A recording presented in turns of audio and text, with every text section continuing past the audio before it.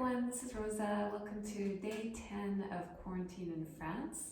I've been bringing you recipes for almost all of those days, and I really appreciate that you've been coming to see my videos because it gives me the feeling that I'm continuing to do what I love to do, which is really communicate about my love of food and share with you everything that I like to make in Nice, especially with our local ingredients.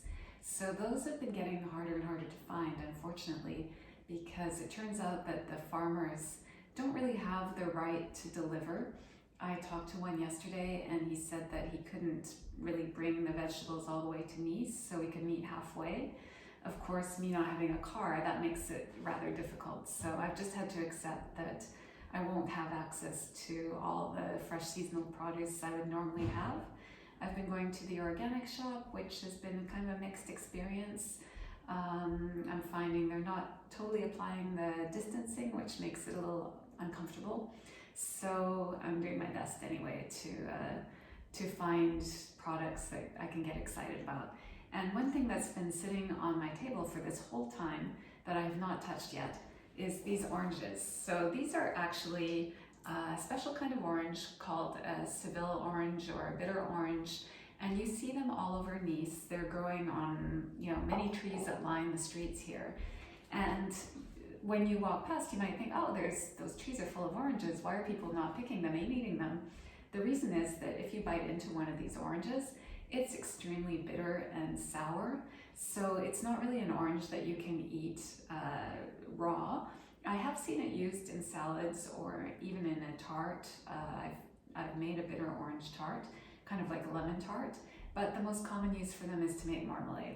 Now, marmalade is something that it's gonna create this love-hate feeling in just about anyone. Obviously, I fall on the side of love because I'm showing you how to make it today. It's really, for me, my favorite jam.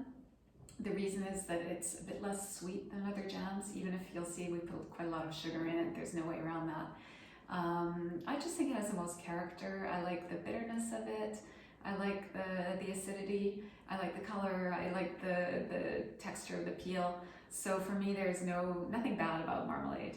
I also want to tell you that if you don't have these oranges, that's not a problem. You can make a citrus marmalade with any citrus fruits. So I'm also going to add today some blood orange. You might remember it from the crepes the other day. And this is some lemons. So if you only have lemons, you can make marmalade with lemons. You can mix lemons and sweet oranges. You can use grapefruit. So if you do like marmalade, don't think that you have to have those bitter oranges. So this marmalade that I make is actually a 3-day production, but it's very simple. So each day is quite simple. It's just that you have to stretch it over 3 days because of the resting times. So as I talk to you, I'm going to start to prepare these oranges. So I just cut them in half. The first day, they have a lot of seeds. So the first day is really the most annoying because you have to get rid of those. And you want to put them in a bowl and cover it with water. So cover the seeds with water. And they're going to give the pectin that's going to thicken the marmalade. So it's really important that you keep those seeds and you don't throw them away. You cover them with water and you're just going to set them aside. I put them in my fridge and leave them for 2 days until we get to the day where we're actually going to cook the marmalade and thicken it. So I take out any seeds that I can see initially, and then I'm just going to cut the marmalade or the oranges into thin slices. And the thinness of the slices is just going to depend on your taste. When I get to the end like this part that's mostly skin, I just put it flat and cut it into thin strips rather than throwing it away. I don't go for a paper thin kind of strip. I go for something a little bit, I'm going to say that's 1/8 of an inch, 1/4 of a centimeter. And I'm going to put these in the pot. So as I do it, I'm just going to remove any seeds that I find that are still there. So you can see the first day is a tiny bit painstaking, but it's going to be worth it in the end. So the second day, what we're going to do is we're going to cover all this orange with water once I've cut them all. And the next day, all we're going to do is boil the whole thing for 30 minutes. We're not going to add sugar at that stage. And then the third day is the day that we actually weigh what we've boiled and then measure the sugar according to the weight of what we have. And then add the sugar, boil the marmalade until it thickens, and then put it in jars. So that part will be the most, I think that's the part that you really have to pay attention to, because I think the hardest part of making marmalade is just knowing when to take it off the heat, so that it's actually cooked, and it's going to thicken and have that nice texture. But if you use your seeds, you'll find that it will thicken very well. So I'm just continuing, as you can see. It's not much to watch today really, but I mainly wanted to talk to you about marmalade because it is something that's a little bit mysterious to people, you know, how you make marmalade, and it's really not, it's not a difficult process, it's a slightly time-consuming one, but I think many of us have time right now, so that's not such an issue.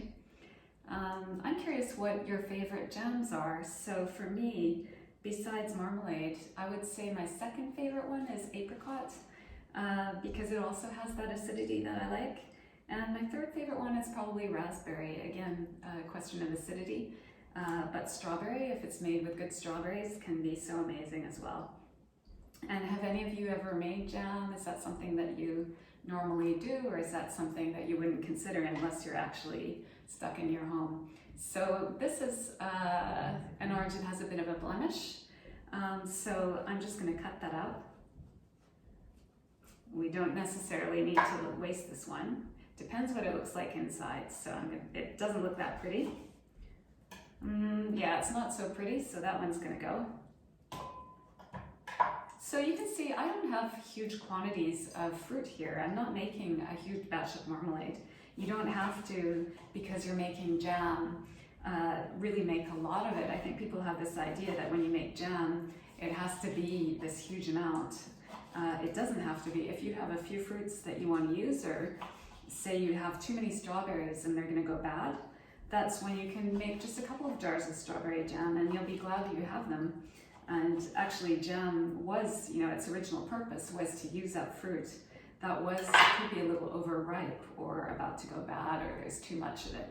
So, you know, these oranges, most people would reject these. They wouldn't have bothered to pick them at all, but they're everywhere in Nice. So if you're lucky enough to live somewhere where you have that, go ahead. People probably won't mind if you take the bitter oranges and use them, especially if you distribute the jam to those who like it. So I'm going to keep doing this. I don't think you need to watch me do all the oranges, but I'm just going to show you the blood orange because it's a bit different than the others. So that one has a beautiful color inside. It's going to add something different, a different taste to this jam, which is nice. So this one, because it's bigger than the others, I'm just going to cut it into quarters and then into my thin slices. And it's not going to have as many seeds. Bitter oranges, unfortunately, have a lot of seeds. So, I mean, fortunately and unfortunately, because the seeds give the pectin, but they're also a little annoying to remove. So the blood orange is just going to add this beautiful color, as you can see. And I'll continue. I'll also add the lemon. It's always nice to add a lemon, even if you're doing just a classic bitter orange marmalade. I usually add 1 lemon and 1 sweet orange. So that's basically what I'm doing today. But like I said, use any citrus fruit you want. And tomorrow, when I'm showing you just the second step, I'm going to make another recipe at the same time so that you won't be bored just watching oranges boil. So I'll come back tomorrow with a new recipe. So I'll see you then. Looking forward to it.